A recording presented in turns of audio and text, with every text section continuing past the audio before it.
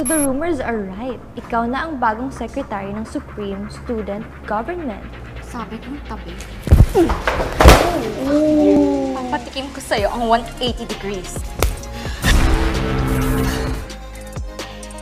Anong sekreto ang anak mo? Wala ka ba talagang tinatagong sikreto? Di ikaw si Rachel Payne.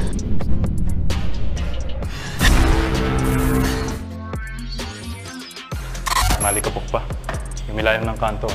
Yes, boss.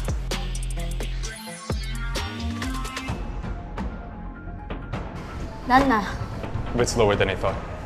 But, pwede ka na.